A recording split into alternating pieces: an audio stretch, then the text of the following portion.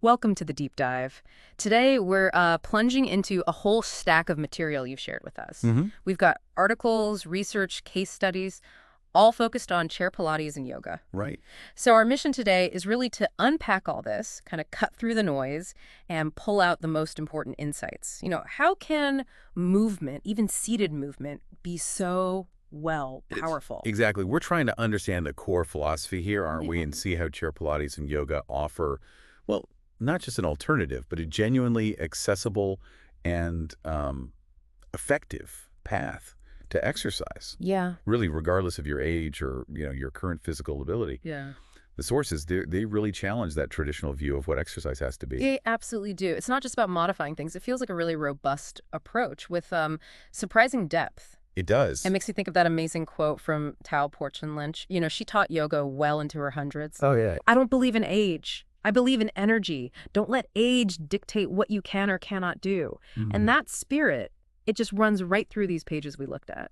That quote perfectly sets the stage, I think, for what we found in the material. It really captures the essence. Okay, so let's start by looking at why. Why is chair-based exercise such a focus in these sources? They sort of set the scene by acknowledging that, well, traditional exercise can be tough. Right. Getting up and down from the floor, maybe those really demanding classes, it can be a significant barrier for a lot of people. Yeah, especially if mobility is a challenge, or maybe if they hear that little voice saying, I'm too old or too stiff or... Too unfit, yeah. Yeah. That idea of traditional exercise can feel completely out of reach, intimidating even. And this is exactly where Chair Pilates and yoga seem to step in as this fantastic alternative. It takes those core ideas, those movements from mat practices, but adapts them for the chair. Yeah, so you get the benefits of these, established disciplines, Mm-hmm. the mindful movement, core engagement, the breath work, but in a way that's just far more accessible. Okay, so based on everything in these sources, what are the key overarching benefits we can really expect if we make this a regular thing? Well, when you look across all the articles and the research, a really clear picture emerges. It's quite comprehensive, actually. it? Oh. We're talking improved strength, flexibility, balance, posture, coordination, better breathing, increased concentration, Mm-hmm. and, a really profound impact on your overall sense of well-being. Wow, that's a powerful combination. Let's maybe dig into why these benefits are so significant, particularly, as we get older. Strength is a big one mentioned. Oh, definitely. The material highlights that we naturally lose muscle mass. Yeah, and there's a sobering statistic mentioned, something like 3-8% per decade after 30. Mm. And it apparently accelerates after 60. But the key insight, the absolute key thing here, is that the best defense is offense. Using your muscles, that's how you maintain and even build strength back up. Just keep using them. Exactly. And the forces also suggest, you can add things like light weights or resistance bands later on for an extra challenge if you want. And flexibility. That's another common worry, isn't it? People think you have to be naturally bendy. Not at all, according to these sources. They really emphasize that these are gentle stretches. They're designed to work with tight muscles. Okay. The goal isn't some extreme range of motion.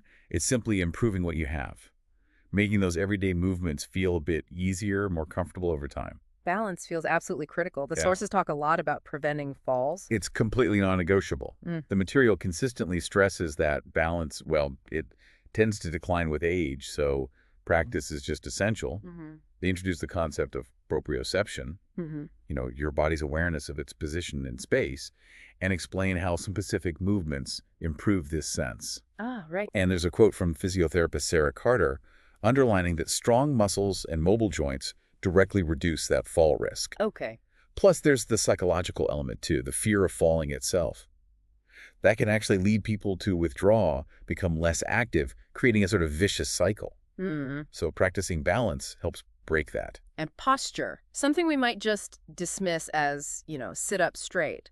But the sources, they suggest it's much deeper than that. Oh, absolutely. Mm. Posture is fundamental to how our body functions efficiently. Mm. Good alignment reduces strain on your joints, your bones. Right. The sources note how slouching can become habitual, sometimes even linked to feeling, well, less visible as we age. Interesting. But good posture keeps muscles engaged, it supports your organs, allows for freer movement. They offer a really great visualization for finding a neutral spine. Oh, yeah. Think of your pelvis like a bowl of water. You tilt it slightly forward and back until the water feels level. Okay, I can picture that. And then engaging your lower abs and your pelvic floor muscles, even while you're sitting, provides that crucial support for this position.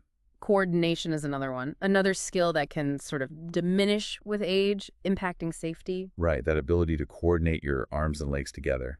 Sometimes it's called kinesthetic sensing. Feeling your limbs move in space. That tends to lessen. Okay. So the exercises described in the sources, they're designed specifically to improve this, which is vital for everyday things like walking, navigating crowds, Yeah. even just getting dressed. And breathing. I mean, we all do it, right? But the sources really focus on how we breathe during these movements. They do. Our lungs are muscular, and exercise encourages us to use their full capacity. And beyond just the relaxing effects of deep breathing, the sources specifically mention lateral thoracic breathing. What's that? It's breathing into the sides of your rib cage, expanding outwards as you inhale. This technique, they suggest, helps engage the core more effectively. And a really crucial point they hammer home is never hold your breath during the exercises. Right. Just keep breathing. Exactly.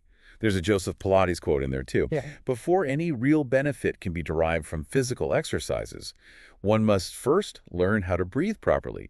Our very life depends on it. Makes you think. It really does. And that mind-body connection clearly extends to concentration as well. Absolutely. The material suggests that focusing on the precise movements, connecting your mind to the muscle. It isn't just about doing the exercise correctly. No, it's actually a form of mental training. Like building muscle strength, concentration can improve with this kind of focused practice. Helps block distractions, sharpen the mind. And underpinning all of this really is the impact on overall well-being. Yeah, this is a really consistent theme across all the sources. Regular practice is linked to increased energy, it fosters independence, provides a sense of purpose, and just brings more joy into daily life, frankly. That sounds great. And osteopath Sarah Carter points out that exercise triggers the release of those happy hormones. So it's a valuable tool for managing low mood and anxiety, which, can be significant issues later in life. It's a powerful holistic benefit. So with all those benefits in mind, how do we actually put this into practice? The sources give a pretty clear starting point. They do. That fundamental seated position is key. Sitting tall, feeling length through your spine, feet flat on the floor, right under your knees. Okay. Then that gentle engagement of the core and pelvic floor. And no, it's perfectly fine if you just start by focusing on one of those, if doing both feels like too much at first. Right, start simple. Exactly. And that neutral spine position, using the bowl of water idea, that's the foundation for so many of the movements. Okay, here's where it gets really interesting, I think. Looking at the specific exercises described across the material, they break it down by body area, starting with the spine. Yeah, the spine is our central support, right? So the sources emphasize how important it is to maintain its health and alignment. They highlight common issues like, rounding in the upper back or maybe discomfort in the lower back. Yeah, very common. And exercises like the roll down are mentioned. There's one case study, Emma Barber, who credits that specific exercise with significantly improving her persistent back pain. Wow, that's a powerful testimonial right there. Isn't it? They also describe spinal undulations, kind of like a seated cat-cow stretch. Oh, okay. And spinal rotation, which are gentle twists from the waist. There's another great Joseph Pilates quote, "Good posture can be successfully acquired only when the entire mechanism of the body is under perfect control." And these targeted movements, they help build that control. Okay, so moving up the body then, the material addresses the arms, shoulders, and hands. Yeah, stiffness and tension are incredibly common there, aren't they? Tell me about it. So the sources detail exercises like shoulder rolls, the shoulder and chest opener, which is great for counteracting that forward slump from sitting. And then movements targeting the biceps, triceps, the muscles sometimes called bat wings or bingo wings, deltoids and scissor arms, all to build strength and improve that range of motion. And they don't forget the hands and wrists. No, absolutely not. And fingers, too. These are vital for daily function, right? Grip strength, fine motor skills, managing conditions like arthritis. Definitely. So we see exercises like forearm rotations, wrist raises, thumb exercises, palms together. The case studies really underscore the impact. Like who? Well, Dame Sheila Hancock used these to maintain mobility for performing. John Brown found them crucial post-breast surgery and while managing Parkinson's. Audrey Gibbs reported relief from stiffness and arthritis in her arms and shoulders. Wow. And the material even specifically mentions the benefits for recovery after breast surgery. Okay, that's really specific and useful. Yeah. Then there's the core and lower body, kind of the foundation for everything. Absolutely. Strengthening this area provides stability and power. The sources include abdominal exercises, focusing on engaging those muscles even while seated. How? Well, variations that are kind of like a seated crunch. And the glutes, the butt muscles, are highlighted as particularly important Why is that? because sitting weakens them, apparently. Mm. But strengthening them, even with simple butt clenches while seated, is vital for walking, standing, balance, posture, even preventing knee issues. Really? Glute strength affects knees. That's what the sources suggest. And then, of course, the legs, knees, and hips, which often experience that wear and tear, or conditions like osteoarthritis. Right. The exercises described aim to support these joints by building strength and flexibility in the surrounding muscles. What kind of exercises? We see movements like knee lifts, marching in place, leg extensions, and the cushion squeeze for the inner thighs. And the case studies, again, they repeatedly demonstrate the practical benefits. John Stevens improved his legs. Glennis Rolfe found relief with an artificial knee. Jennifer Cox after a knee replacement. Hazel Barnard with a hurt knee. Betty Baker managing knee osteoarthritis. It's quite a list. Yeah, a lot of knee issues mentioned. And osteopath Jane Koschel is mentioned, offering the insight that while we can't reverse wear and tear, staying strong, flexible, and balanced significantly helps in coping with the symptoms and improving function. She notes chair exercise can improve proprioception, reducing joint strain. A part that really stood out to me was the focus on feet and ankles. You don't always think about exercising your feet. No, you don't.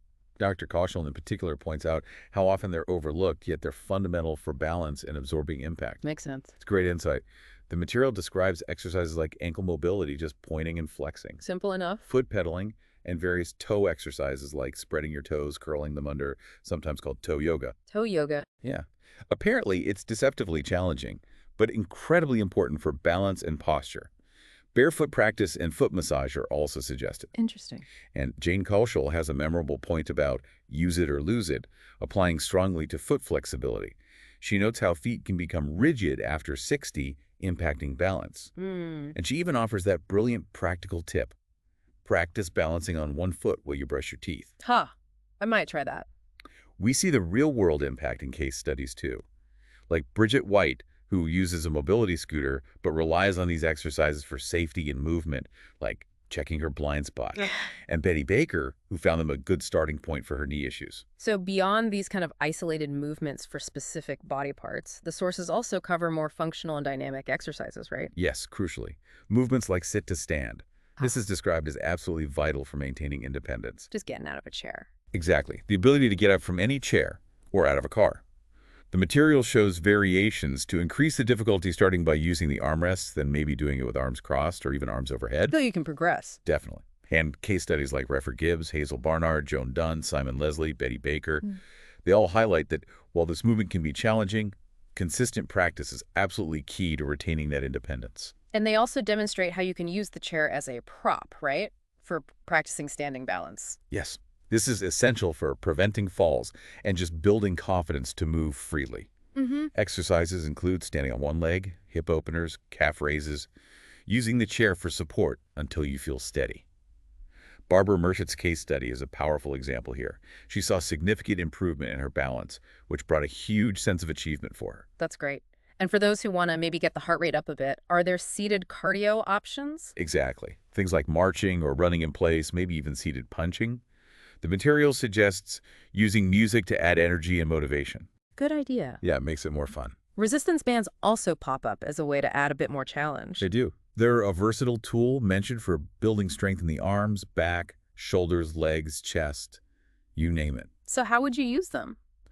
Well, adding a band to bicep curls or triceps extensions, leg presses, or even pushing your knees out against the resistance. It just adds another dimension to the strength work described in the sources. Okay.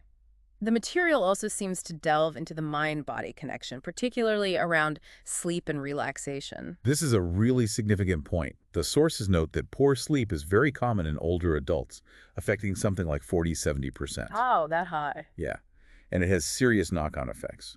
Increased fall risk, poor concentration, low mood. Exercise helps muscles relax, which can promote better sleep. Makes sense. And they introduce practices like yoga nidra, often called yoga sleep, and restorative yoga poses using the chair or pillows for support, allowing for deep relaxation, Oh, helping to quiet that, chitter-chatter mind. we could all use some of that. Definitely. Mindful breathing practices are also recommended. There's another Joseph Pilates quote about a body free from tension being an ideal shelter for a well-balanced mind, ready to meet the complex problems of modern living. It resonates here, I think. And a critical section seems to be on recovery and managing specific health conditions. Yes, this really highlights the incredible adaptability of these exercises. They're described as gentle, low impact, making them suitable for a wide range of conditions. They mention reducing pain and stiffness in arthritis, both osteoarthritis and rheumatoid arthritis, managing symptoms in Parkinson's, like for John Brown, combating fatigue from long COVID Verity West's experience, Okay. improving insulin response, blood pressure, cholesterol, and type 2 diabetes. Dr. Matthew Robinson even notes it can aid remission and aiding recovery post-surgery breast, hip, knee. It's a really broad application. They're very broad. And again, case studies illustrate this. Jennifer Cox, post-knee replacement. Hazel Barnard with her hurt knee. Joan Dunn with leg issues. Simon Leslie recovering from a brain tumor that required relearning how to walk. But there's one piece of advice that seems to be repeated consistently across all the sources, isn't there? A kind of warning. Yes, absolutely crucial. The resounding message, loud and clear, is always check with a health professional. Right. Before starting anything new. Exactly. Especially if you have existing conditions or you're recovering from surgery, a doctor or physiotherapist can make sure the exercises are safe and appropriate for your specific situation and help you avoid any contraindications. Good advice. And the material also stresses listening to your body. A moderate ache that fades is probably okay, but sharp or lingering pain is a definite sign to stop or modify what you're doing. So finally then, how do we keep this going? Consistency seems to be the real key takeaway from the sources. It's vital. That use it or lose it principle is mentioned, particularly regarding foot health. And Refford Gibbs is quoted saying it should be a continuous thing daily. Daily? Wow. Well, the material also suggests short routines are effective, even just 10-15 minutes, and you can mix and match exercises based on how you feel each day. It doesn't have to be rigid. And they even offer ideas for those of us stuck at desks all day. Yes, that's the desk workout section. Quick exercises you can do right there in your chair. Like what? Things like wake-up stretches, knee lifts, seated marching, leg extensions, butt clenches, ankle mobility, even desk push-ups using the chair arms. Desk push-ups. And a few minutes of mindful breathing. Verity West found this really helped relieve stiffness from sitting all day. It's about weaving movement into your day, not just having one big block of exercise. Just little bits here and there. Exactly. And what about motivation? Sticking with it. The case studies offer some powerful examples there. They really do. The sources touch on what keeps people going. Using music, finding exercises you actually enjoy, celebrating those small victories, like Barbara Murfitt feeling her balance improve, and the potential for fun and support if you join a class, perhaps. But honestly, the sheer resilience and positivity in some of those case studies are just inspiring. Yeah. Dame Sheila Hancock still climbing mountains at 85. John Stevens, a PAW survivor, staying active at 90. Bridget White maintaining her mobility and her, quote, tiresomely cheerful disposition at 95. It's about finding that internal drive, I think. It truly is remarkable how much benefit these seemingly simple, accessible exercises can offer. It really is. Looking at all this material together, the clear insight is that Chair Pilates and Yoga provide such comprehensive benefits. Physical strength, balance, mental well-being, Yeah. using minimal equipment, just a chair. Empowering individuals, really, regardless of where they're starting from. It's incredibly adaptable, too, isn't it? For different levels, different conditions, even just different daily life situations like that desk job.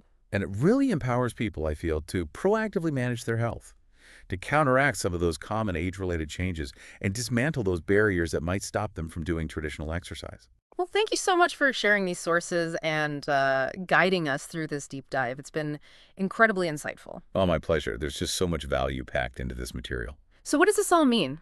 Based on everything we've explored in these sources today, maybe consider this. By consistently integrating even simple seated movements into your daily life, you're not just improving how your body feels and functions physically.